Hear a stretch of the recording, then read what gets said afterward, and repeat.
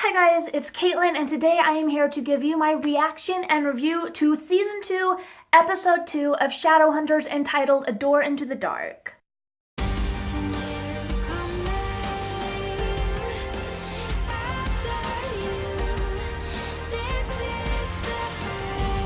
As per usual, I am going to do this video in 3 parts. The first part is going to be my spoiler-free review / grade rating. My second part is going to be a brief synopsis, and my third part is going to be step-by-step reaction to each scene as it occurred. For the review of this episode, I don't have a lot to say because normally what I do is I go over the high points and the low points and how they counteract each other.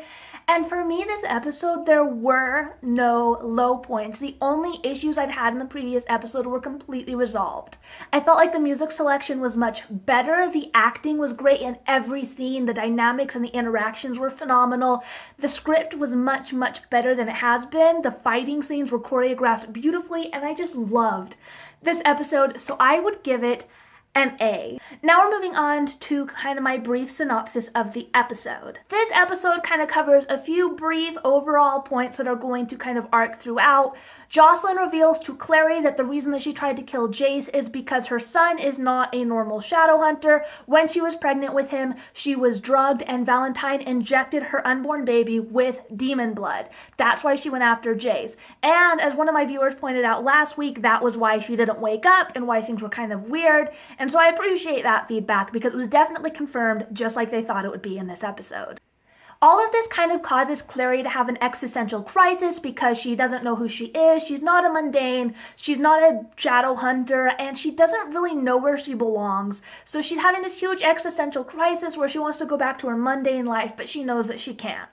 Aldertree calls Simon in to kind of interview him following the debacle that happened at the den that belonged to Maria, and Simon accidentally implicates Raphael as being responsible, so Raphael comes after Simon, threatens him, and says that it's up to Simon to find Camille or else Simon will face the consequences. Magnus agrees to help Simon in his quest and in becoming a better downworlder. At the end of the episode, Dot captures Clary on the street, takes her to the ship, and basically puts a spell on her to convince Jace about things that are going to happen in the future, but then she manages to convince Dot that they need to not do that, so she's able to save Jace, and they're able to escape the ship, and that's where the episode ends. So now we're getting into my scene-by-scene reaction through the episode as it occurred. So the episode opens up on the ship as the portal opens up and ejects Valentine and Jace after they escaped when Jocelyn tried to kill Jace on the previous episode.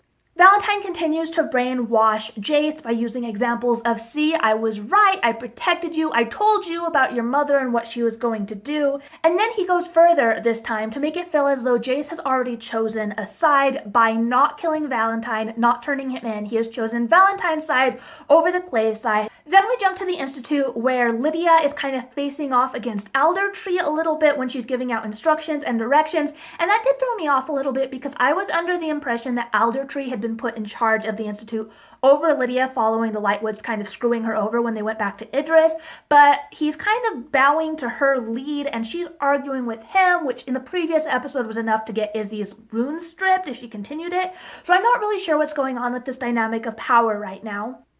But then we have a scene with Clary and Simon kind of facing off with Jocelyn, and that's when Jocelyn reveals that she was drugged by Valentine when she was pregnant, and while she was drugged, he was injecting demon blood into her unborn son. Clary doesn't believe her, so she does that weird rune connection past seeing thing that Valentine did with Jace in the previous episode, and shows her walking around with her little boy like, oh, look, Jonathan, isn't this flower beautiful? And then the baby opens his eyes, and his eyes are black, and he touches the flower, and it dies, and she just screams. The idea that he has demon blood and the fact that he killed a flower by touching it in infancy doesn't really give you enough to go on to say that this kid is definitely evil. If it had shown him like skinning a cat, or if she discovered that as an infant he had like ripped the head off a mouse or something like that, I could have understood, but it was a flower. Like, flowers are pretty, but like, I kill flowers all the time and not even on purpose. This is the second time that Ragnarfell's become fairly important in this show. She wasn't sure what to do, so she went to Ragnarfell. Ragnarfell told her that her son had demon blood and that things were only going to get worse from there because he was doomed to be an evil person because of it. He was not a shadow hunter, he was not a downworlder, he was just going to be evil. And Clary basically says, Why should we not go after Jace? Does just the fact that Jace is an evil flower-killing monster mean that he should be sentenced to death? And that was kind of funny because really that's the extent of it. Like, they were acting like it was really dramatic. But really, Jace is an evil flower-killing monster. Like, Simon gets called in by Aldertree to be interviewed, and Aldertree wants Simon to spy on vampires to figure out what kind of caused this Maria den to come into collision.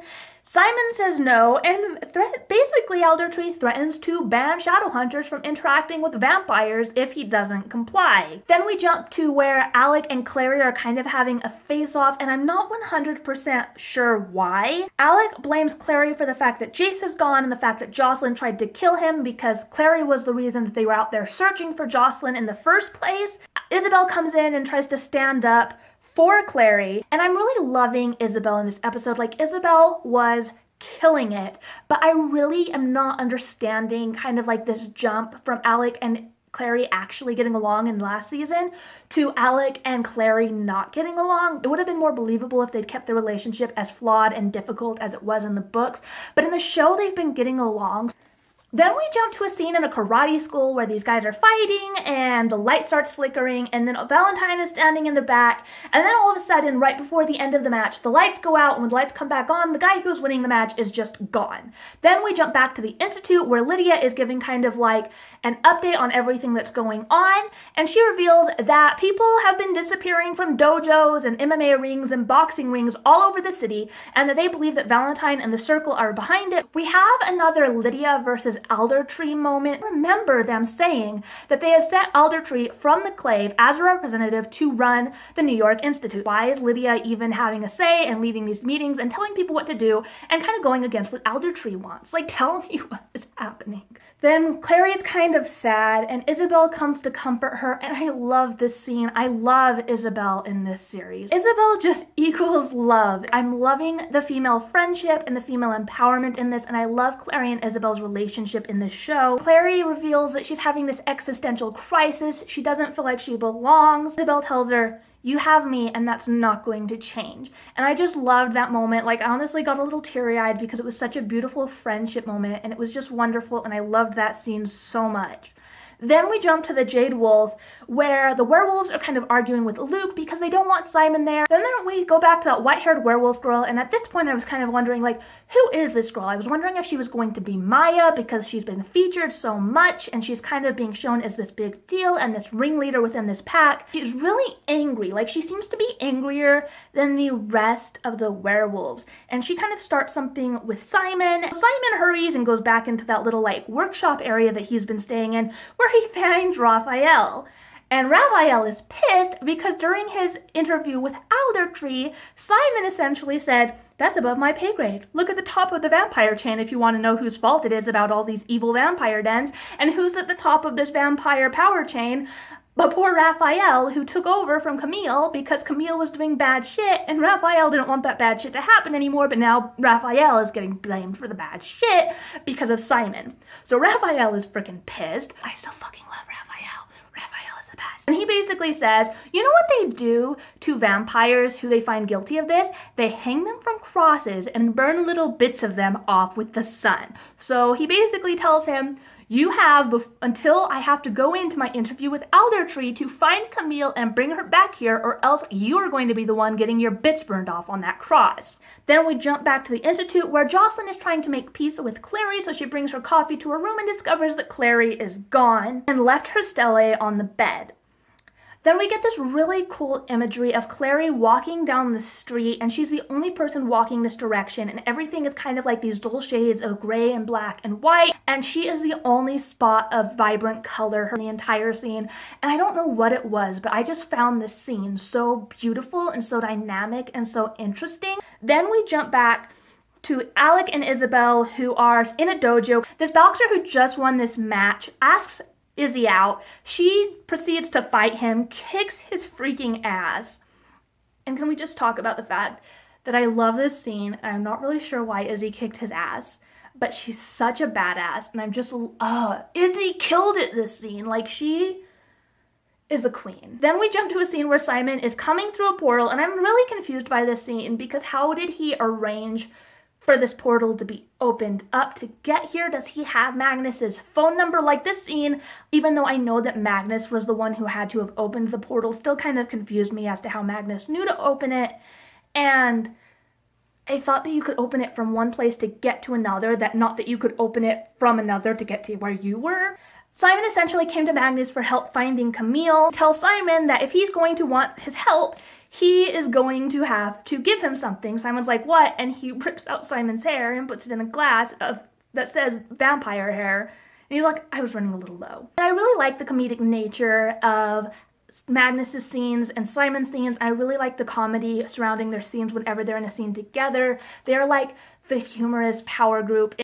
Then we jump back to the dojo where a circle member comes to take that fighter, and it turns out that it's Isabel in disguise with that weird rune thing, and they manage to catch the guy, and they're like, who are you? Why are you doing this? And instead of answering, the guy just slits his own damn throat. And that scene was fucking awesome. Fucking awesome. Then we jump back to Clary, who is at the Brooklyn Academy of Arts, and she starts doing her art because she's having this existential crisis, and the music was on point, and it was just really beautiful, and I really love Clary's artistry scenes. Then we jump to Magnus and Simon, who have just portaled into India. Poor Simon is not handling the portaling very well. I didn't know that vampires could get nauseous, but who knows, because Simon's just kind of a hypochondriac. And they start to head off the roof, and Simon just like falls down. And I just love like these little details that you almost don't notice if you're not staring at Simon expecting him to do stupid shit. Magnus is noticing all these things that he likes. He's like, oh, this beautiful vase, it's from the Ming Dynasty. It looks familiar. No wonder it looks familiar, it's mine. And he starts looking around and discovering all of these things that Camille has stolen from him, so he just kind of sends Simon off to do his own thing while he goes through all these things and takes back all of these things that Camille has stolen from him over the centuries. Then we jump back to Clary, and Luke and Jocelyn show up, and she's like, I'm not a mundane, I'm not a Shadowhunter, I'm not anything, and it's your fault. She leaves the building really upset. Dot shows up, captures her, and portals her back to the ship, and then tells Clary that Valentine is just misunderstood. Luke and Jocelyn decide that they are going to use this piece of Adamas that Luke got from his mother to help track Jace, and then we find out that Luke's mom is an Iron Sister. We jump back to the ship where Clary runs to see Jace and has to convince him it's her by telling him all these things they've done together, and then she tells him that she can see the future and Downworlders slaughter mundanes and only Jace's demon blood can stop them. Then we jump back to India where it's Simon versus the snake, and the scene was so dumb but also so awesome because it felt like it had nothing to do with anything, but it was like the scene I was looking forward to. Like every scene with Simon this season is one that I want to happen. Like there can be all this action over here and then Simon being stupid, and I want to watch Simon being stupid because I fucking love Simon. And then the freaking snake starts breathing fire. Like what even in the fuck is that? And then Simon decides he has to incanto, he has no other option, and so he incantos successfully. And let's just talk about the fact that his face when he is trying to incanto, hot AF. Magnus comes in and he's like, oh, and he's all happy to see it because he missed the snake and he loved the snake. Then we jump back to the Institute where they're using the Adamas to track Jace, and Jocelyn reveals that it's very, very taxing on the Parabatai. A lot of the time, the Parabatai doing the tracking does not survive. Isabel obviously doesn't like this, but Alec refuses to back down. Then we jump back to the ship where Clary is locked in a cage, and I was really confused at first because I was like, was Dot the one talking to Jace and pretending to be Clary? I don't understand. And then you find out that Dot had put a spell on Clary so that it was Clary talking to Jace, but she was saying things that Dot wanted her to say. She never really saw the future, and it was all a lie to get Jace on Valentine's side. We have a great Dot-Clary bonding moment because Dot's about to spell her again, but Clary talks her out of it, and you reveal that it's just that Dot is feeling really hurt. She wants to know why Clary stopped looking for her, and Clary tells her, we thought you were dead. Magnus couldn't sense your magic anymore. Valentine and Jace and this other guy come back with the white-haired werewolf girl. And then Clary comes out to Jace to convince him to kill the werewolf because that's what Valentine wanted Dot to spell her to do. But instead, she tells Jace that she was under a spell and to run. They run away. Valentine sends soldiers after them. Jace starts fighting them, and that's when the frickin' tracking that Alec is doing comes through. Both of their noses start freaking bleeding. Jace goes down. They're freaking weak from it. And I'm just like, why is it always these worst possible moments that they frickin' do these spells? Dot opens a hole so that Jace and Clary can jump through it, and then Valentine kills the werewolf and it's over. These endings, I guess, are my only complaint because they're so freaking abrupt. Like, I never expect them to be over and then they're just done. But I really loved this episode. Overall, I loved this episode. I'm so excited for where this season is going to go. I'm so glad that they have new producers, new showrunners, a better budget, that everything is just so much better. Go ahead and comment down below. Let me know what you thought of this episode, what you liked about it, what you didn't like about it. If you thought I missed anything or misunderstood anything, go ahead and hit thumbs up if you like this video. Hit subscribe if you really liked it. I will see you next week with my review of Season 2, Part 3.